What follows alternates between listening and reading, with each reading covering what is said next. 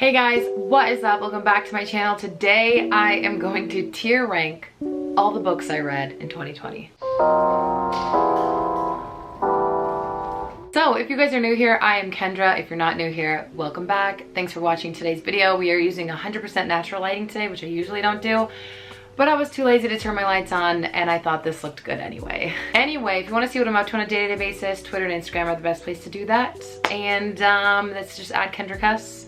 And you can also find those linked down below. But I feel like this is gonna be a very long video, so I think we should just get right on into it. Okay, so let's go over the tier ranking categories. So the first one we have is legend. This word has two meanings. One is obvious, legend. Two is for my love of Caraval, so yeah. My last tier ranking list, I did Richard Campbell Gainsey III as the #1 tier, and so this time I'm doing legend. Number 2 is stunning, like Monique Hart, from RuPaul's Drag Race. I'll insert video right now. Stunning! That's a given. So the middle one is called We're Friends. I used this in the same one as last time, and it's just like, yeah, it was good. Like, maybe like somewhere between 2.5 to 3.5 stars. Like, this is gonna be very subjective, but I feel like that's a good way to describe it. So the second to last is forgettable. I mean, that's literally a given. And then the last one is No Ma'am. That was not good. We do not like it. We pretend like it doesn't even exist. Let's do this. Okay, so I am a little nervous to do this because I feel like we have a lot of books to talk about, but I really wanted to do a recap of what I read last year, and then I was like, why not make a tier list instead? So basically I will show you my favorite books of last year. I don't feel like I had as many like insane jaw-dropping favorites as I did in the year before, but also I can't quite remember, so. Let's just start. These are, for the most part, in order of how I read them, and I think that's just how we're gonna go with it. So the first one is Lore Olympus, and this I read last January. I read all the episodes up until January, so I read it up to date, and it was like 20 hours of me sitting there and reading it. Actually, that's not true. It was probably more like 5 to 6 hours of me reading it. I loved it. I'm gonna put it in stunning because I haven't even started reading season 2 and I don't know why. I think it's because I forgot a lot of what happened in season 1 and I'm nervous to get started in season 2, even though the ending of season 1 was so amazing, but yeah. Okay, A Heart So Fierce and Broken. I'm not even going to describe this too much. This is going in No Ma'am. I have talked about this a lot the beginning of last year on my channel, so like a year ago, and it was just so wrong for so many reasons. In fact, I think I'm going to be getting rid of the first 2 books because I have no desire for the 3rd book. And then I actually was reading some reviews and they said like the characters are just different characters in each book, and I'm like, that's such a letdown, like that the personalities change so much in each book, and not like a character development changing, like their personality is just literally different than from the first book. Lovely War. This is one of my favorite books. This is definitely legend status. I love this book so much.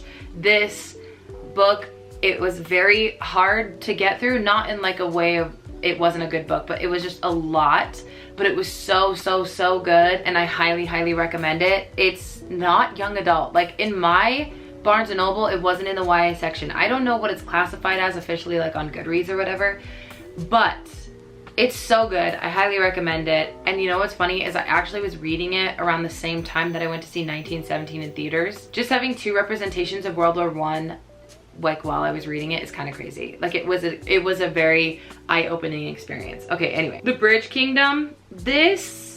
I liked this. This is going in stunning.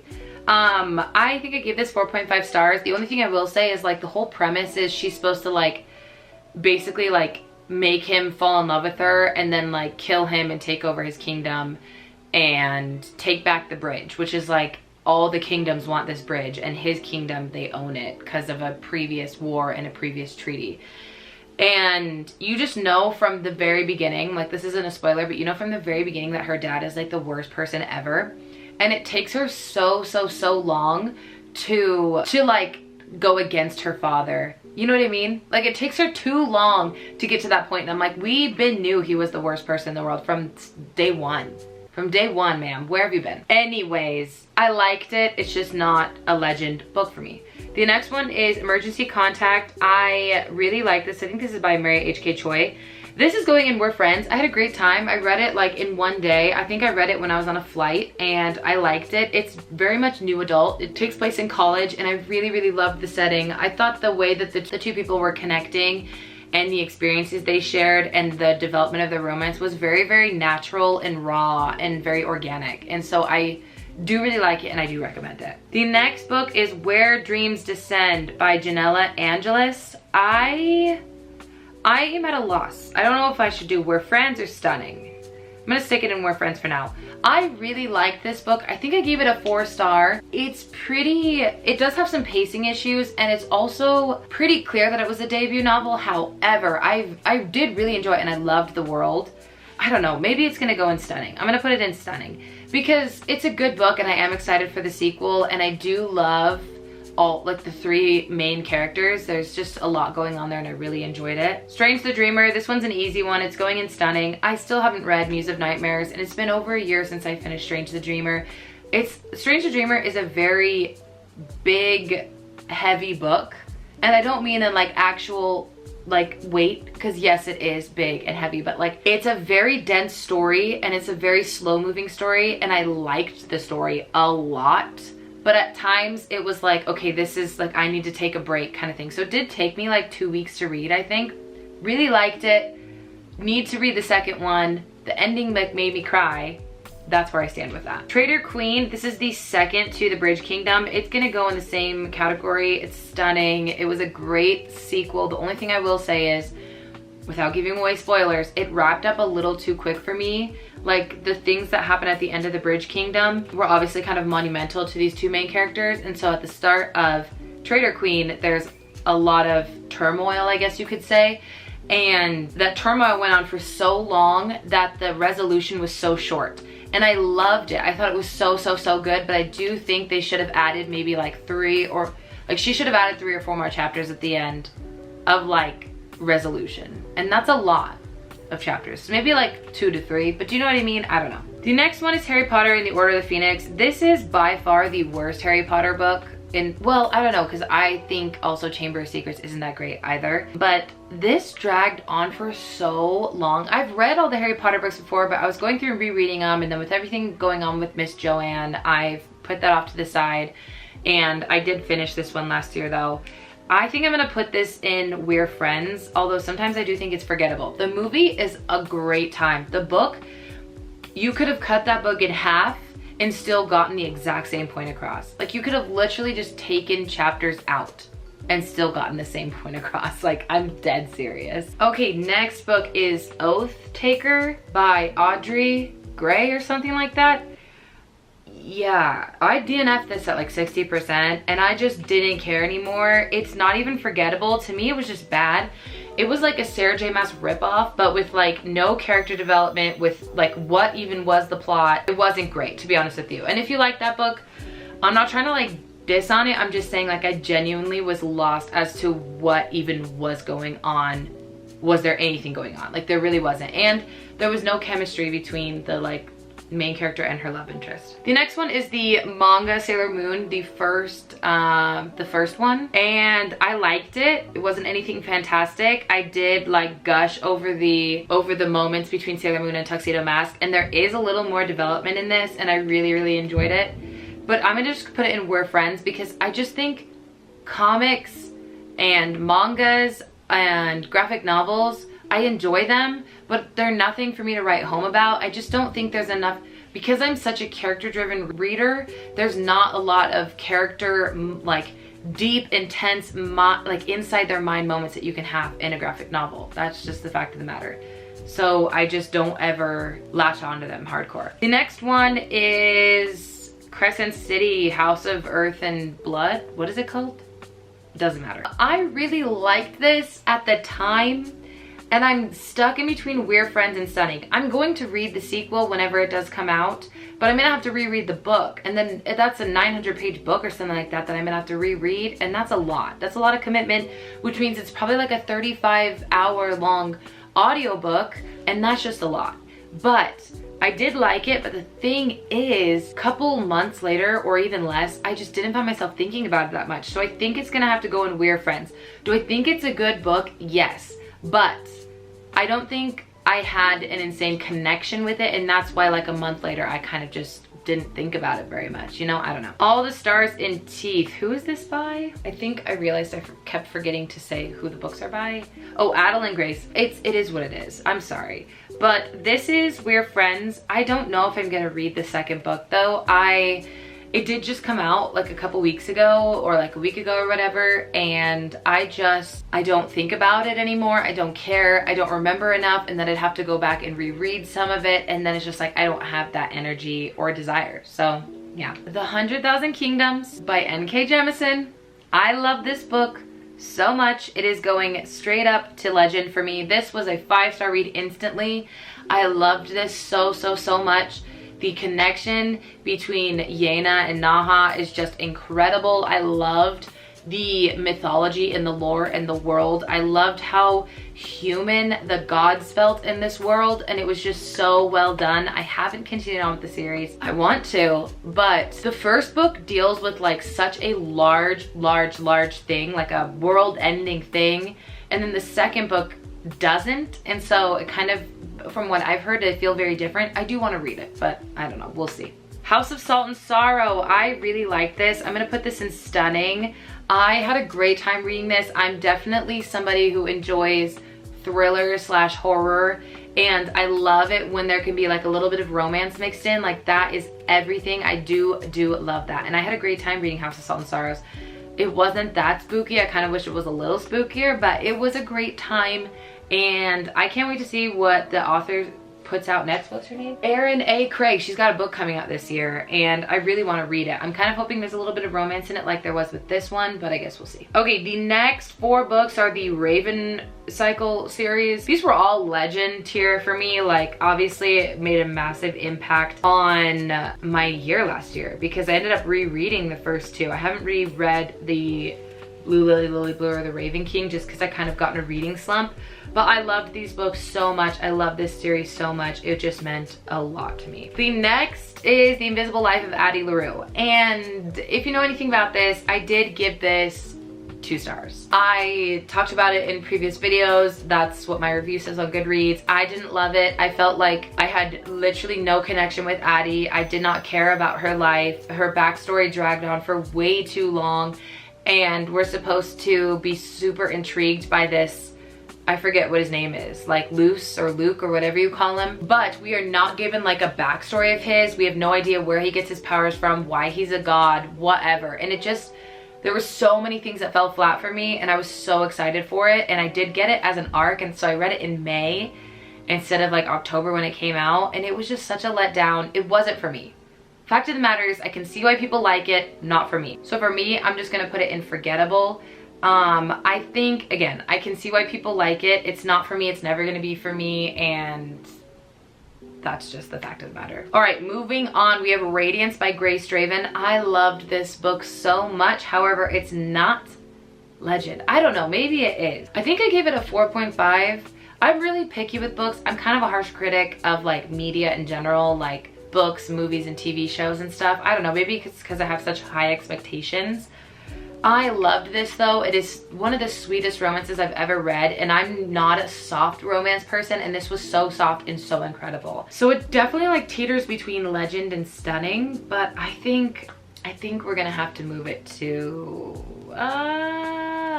stunning? Stunning, yeah. Okay, so I did reread The Beautiful before I read The Damned, but I didn't include The Beautiful because I wasn't really including rereads in this list, and then I realized I have Graceling and Fire in this list, which are rereads. However, it's been so long since I read those, so I allowed them in here. The Damned by Renee Ahdieh. I liked this. I think I gave it a 4.5 star originally, and then the more I thought about it, I think I like dropped it down to a 4. I think it was good, but it definitely was a jarring change from the first book, because the first book deals with such a small scale world in New Orleans, the vampires in New Orleans, and then the second book, it's like all of a sudden we have this massive world, and I don't think it was a smooth transition. And I think that's where she lost a lot of her fans of this series, is because it probably needed to be a much smoother transition, and instead we went from like New Orleans to like snap, okay, massive mythical world with thousands of mythical creatures and all that kind of stuff. That being said, I did enjoy it, but it didn't live up to my expectations because of how much I loved the first one. So I think I'm like on the fence, but I think I'm gonna throw this in We're Friends.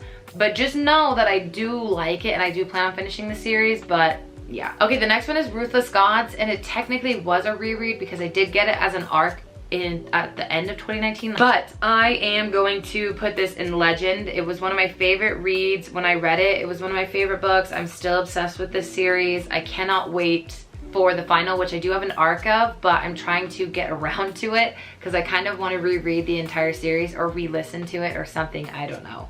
So I love Ruthless Gods. A Spectacle of Souls. This is going in No Ma'am. I got this as an arc. I DNF'd at 60%. It's not even a popular book, so you might not have ever heard of it, but it sounded like Caraval, but just like an urban fantasy version of Caraval. And it sounded like Caraval mixed with The Night Circus, but urban fantasy, like takes place in modern day times. It was so not great. Like, the main character talked like she was a 14-year-old. Supposed to be a college age person, but she talked like she was 14.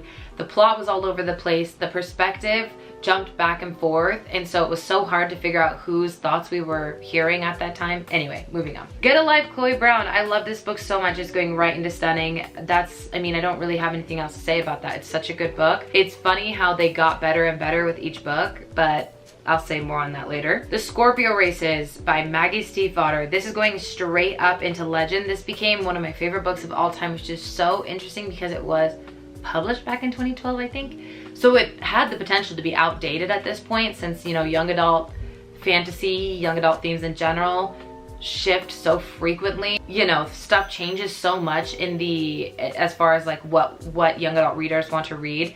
But the Scorpio Races, like, Maggie Stiefvater just really knows how to catch me. She writes her characters so well, and something she does so incredibly well is she takes the world and describes it so well, so you feel like you're a part of it, but it does not take away from the in-depth character study that she does in all of her books. So anyway, Bringing Down the Duke. If you've been on my channel for the last little bit, well, I guess since last June, you know how obsessed I am with this book. It's going straight up into Legend. It became a favorite book of all time. It's the only romance book I've given 5 stars, I think. I'm super picky with romance, and this was just incredible. I highly recommend everyone to read it. I wasn't a big historical fiction or historical romance girl, and I don't really know if I'm there yet either, but this book, incredible. The Shadows Between Us. I'm gonna put this in We're Friends. This is by Trisha Lemonseller. I liked it. It was a good time. I read it in like 2 days, so it kept me hooked, but I wasn't obsessed. There were things about it I didn't like, and there were things about it where I was like, ooh, that should have been done a different way, or like, ooh, you lost me there for a second. Graceling by Kristen Kishore, straight into Legend. Fire by Kristen Kishore, straight into Legend. Those 2 books shaped me as a reader. They were the 2 books that made me fall in love with reading. The first books I like read a little bit growing up. I read Series of Unfortunate Events, I read Harry Potter and stuff.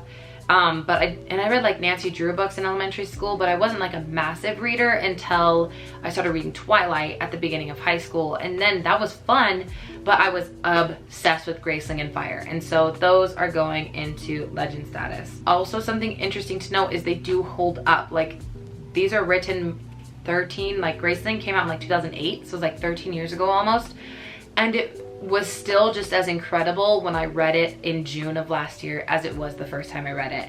It held up. It was fantastic. Same with Fire.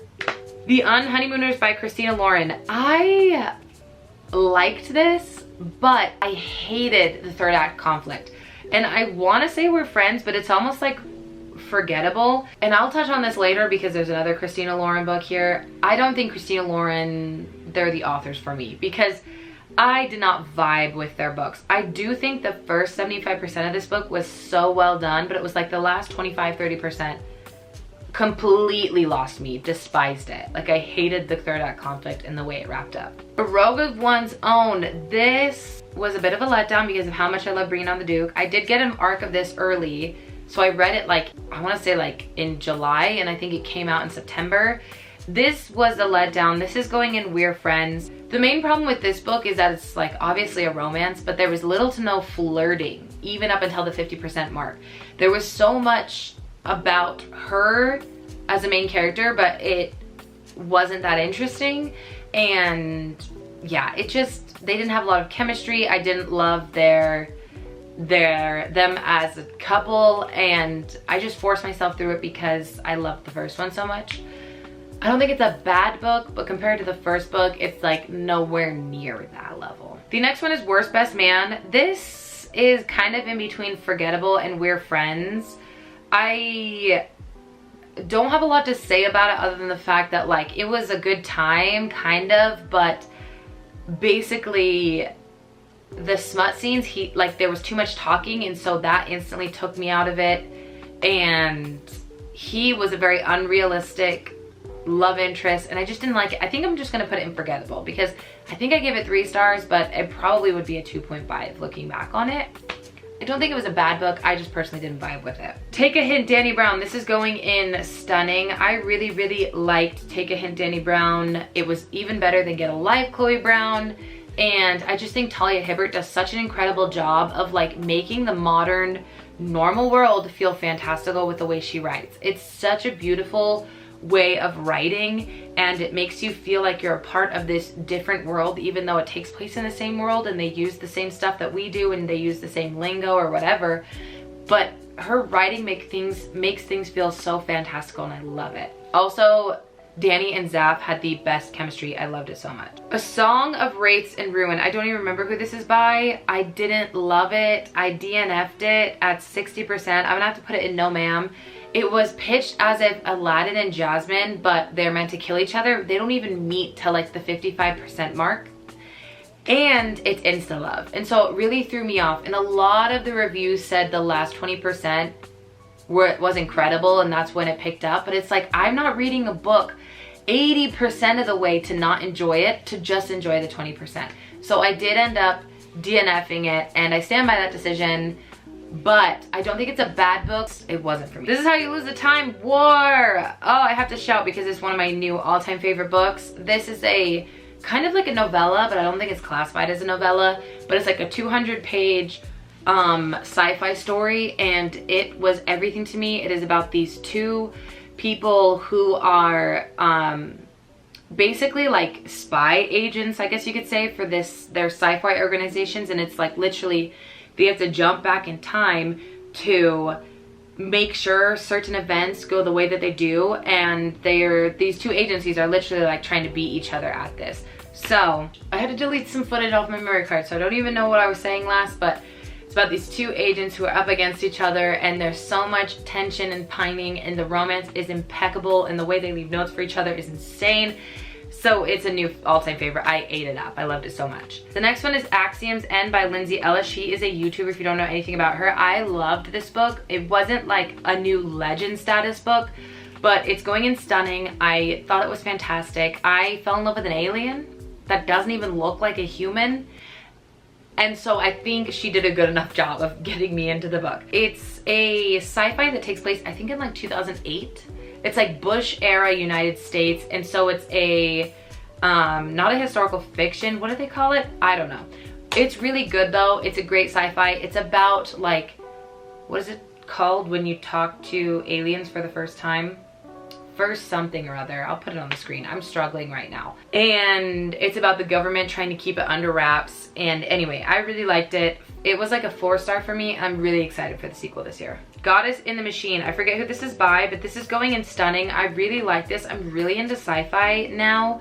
And this is by Laura Beth Johnson. I can see it on my bookshelf over there. Anyway, I thought it did a really good job. They had me in the first half though, because I was like, am I gonna like this? It was kind of slow, kind of was confusing with the like sci-fi lingo they were using, like these new, essentially she is on this planet and she meets these people and they use English, but they speak in a different way, and so it was kind of hard to understand. But there's a massive plot twist that happens at like the 55% mark, and I was sucked in after that moment. I thought it was so fun. I'm really excited for the sequel. The next one is Mexican Gothic by Silvia Moreno Garcia. I loved this. I'm putting this in Stunning. I think I gave it 4.5 stars. I loved the Gothic horror elements of this book. I loved how there was a side romance. I loved the creepiness of this story. I wish it was even creepier. I know a lot of people said it got kind of gross at times. I loved it. I wanted more, and I thought it was fantastic. It wasn't my favorite. Like, it's one of those books I remember to this day. I don't know, it kind of teeters in between stunning and legend because it was really good, but I don't know if I can say it's legend status. I don't know. The next book is Year of the Witching by, who's this by again? Alexis Henderson. I was trying to read it on my bookshelf. I liked this. I think it teeters between the line of We're Friends and Stunning. I think I gave it a 3.5.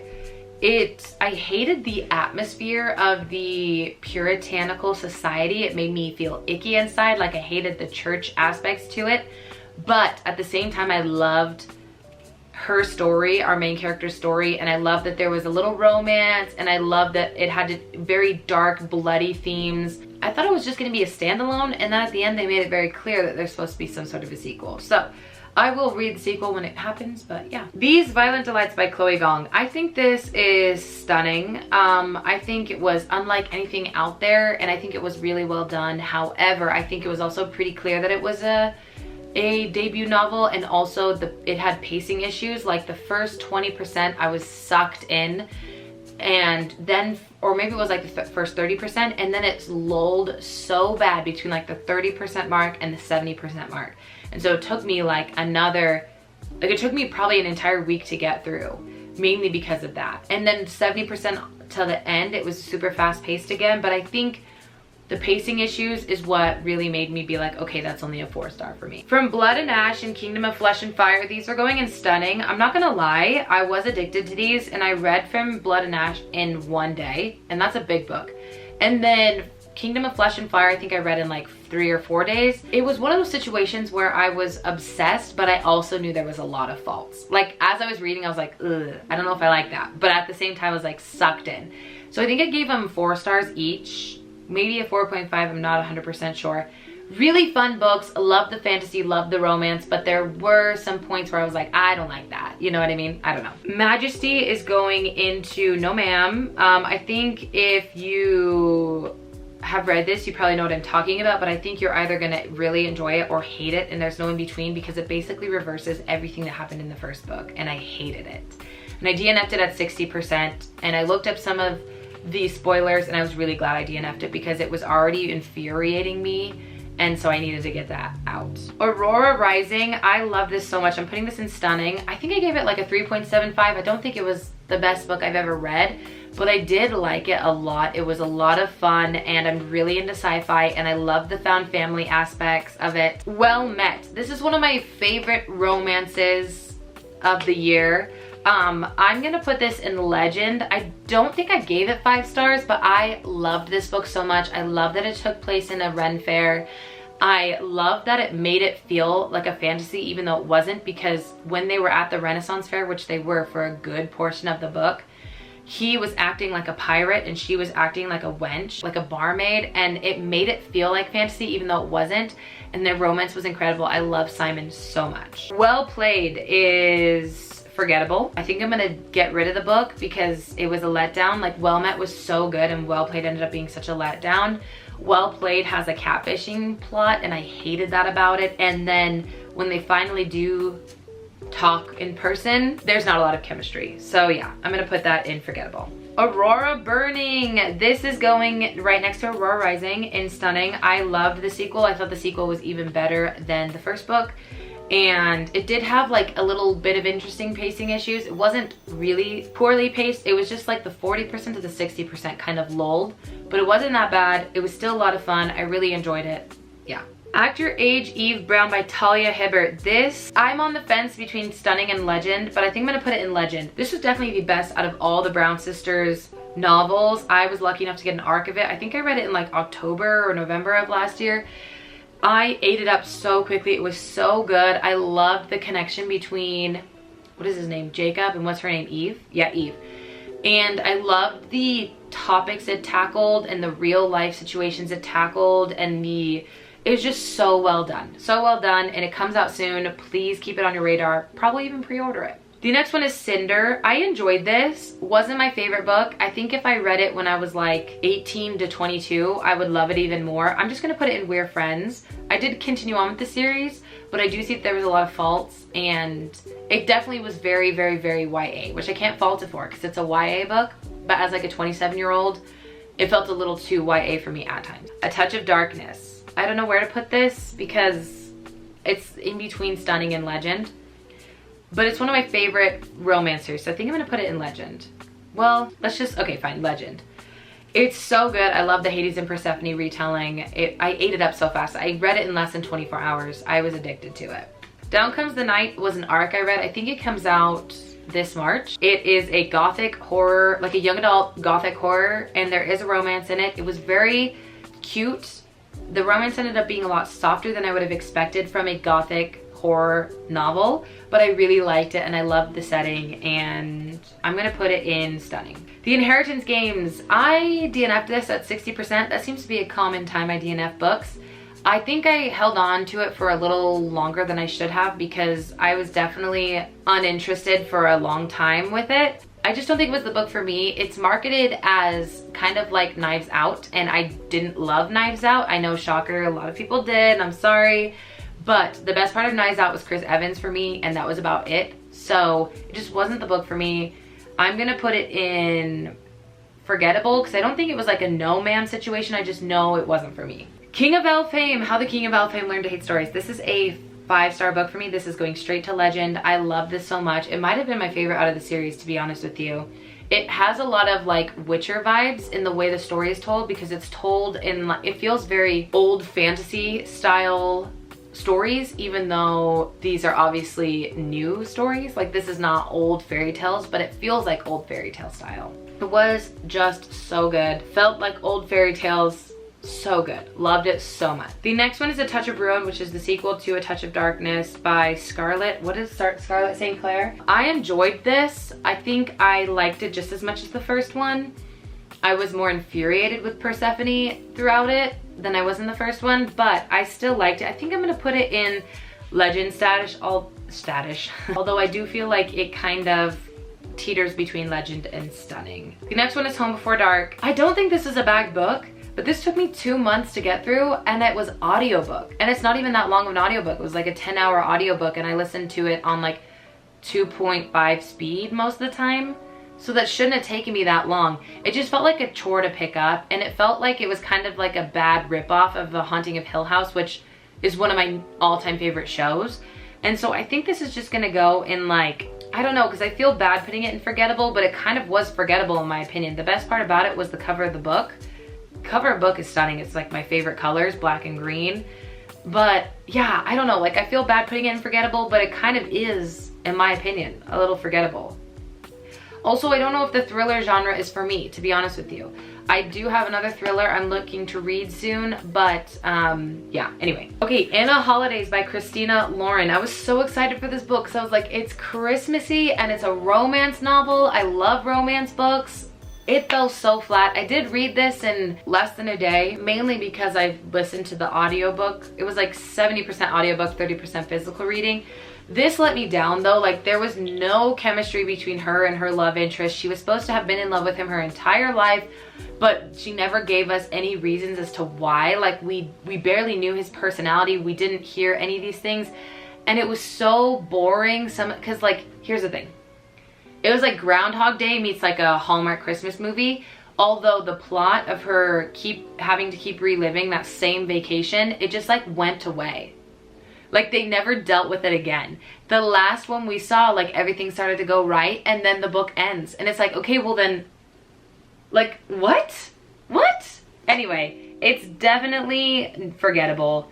I'm kind of mad I wasted my time on it, so you could say it's a no ma'am for me, but I'm gonna keep it at forgettable. We have Scarlet from the Lunar Chronicles. This is the second in the Lunar Chronicles. This is by Marissa Meyer. I loved this book. I thought it was a lot better than Cinder. It made it a lot more gritty and edgy. They dealt with a lot of heavier topics. The romance was 10 times better. The romance is one of those tropes, and it's one of my all-time favorite tropes, and I didn't realize it until I was reading this book, and then I thought back on all the times I've loved it before, and it made a lot of sense. And it's like, The romance trope where you're like, one of them's gonna betray the other and you don't want it to happen, but you kind of want it to happen. You're like, no, please don't do it. But wait, it would make it really interesting if you betrayed each other. I don't know, like it just keeps you on the edge of your seat, and I loved it so much. It's in between stunning and legend, but I'm gonna keep it at stunning because I think I ended up giving it a 4.25 or something like that. So yeah. Kingdom of the Wicked by Carrie Maniscalco. This is We're Friends. I don't think it was a bad book by any means. I do think it had a lot, it could have had a lot of improvements. It was marketed as a romance and there was like little to no romance at all. And so I think the marketing team is at fault for that, to be honest with you. I think I'm gonna continue on with the rest of the series because it was really fun and it dealt with like the 7 princes of hell, and that is just such an intriguing topic for me. I love that idea. And I loved Wrath, our male love interest. He was sexy as hell and he was spicy and he was sassy and I loved it. But there were a lot of faults to the book. And so I'm excited to see how she improves in the second one, or how like things change in the second one, but yeah. The Bear and the Nightingale by Catherine Arden. I really like this book, but I don't know if it's stunning or legend, to be honest with you. I don't know. But it feels like The Witcher in the sense where it's like this, it feels like a very, very old fairy tale, but it's not. But I loved the aesthetic of the book. I loved the way it made me feel. It was really slow, and I feel like it could have been, the story could have been condensed and still had the same impact.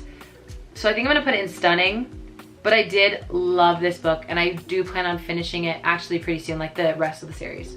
The Heiress Gets a Duke. I don't even remember who this is by. I should probably tell you though, because it's like, I don't think it's a super popular book, so I don't wanna waste the chance of getting this author some clout. Well, clout is not the word. Harper St. George. Harper St. George is the author. I like this. I got an arc of it. I read it in December. I'm gonna put it in, I gave it a 4-star, so I think I'm gonna put it in We're Friends, mainly because I gave it a 4-star and I don't remember much of it now, other than the fact that the Duke was like boxing on the side and that was hot. I really liked that. Yeah.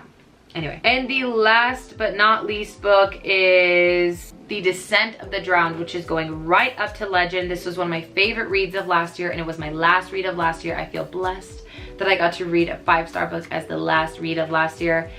Please look this up. I think the author's name is Anna Laldin.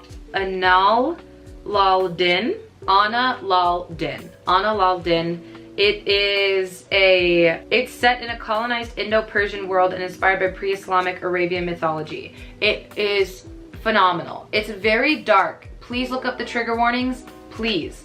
But please add this to your TBRs, pre-order this. I don't remember the exact date it comes out, but it's like March or April. I will put it on the screen right next to me right now.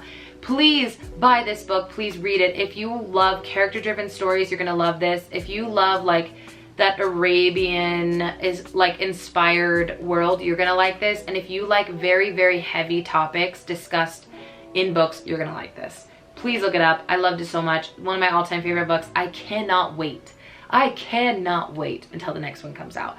And I'm gonna have to wait a long time because I read this in December and it's probably not coming out till the following, like a year from whenever this one comes out. So anyway, I have pre-ordered it and I am gonna reread it and tab it. That's how much I loved it. And it's a very dense book. It's very, the world building is very dense. It's very well done, but it's very dense. So I do wanna reread it to tab it to get a better understanding of certain things that I maybe didn't have a better understanding of before. Okay guys, so that is going to be it for this video. I know it was probably very long. It's probably like 30 minutes or something like that, but it was the best way for me to wrap up everything I read in the year of 2020.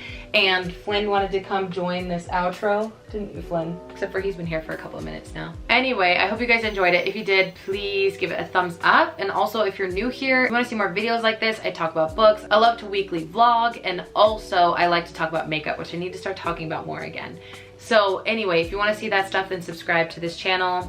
And yeah, this has been a long enough video. So I'm gonna let you guys go. Have a great morning, noon, evening, day, night, whenever happens to be that you're watching this, and I'll see you in my next one. Bye.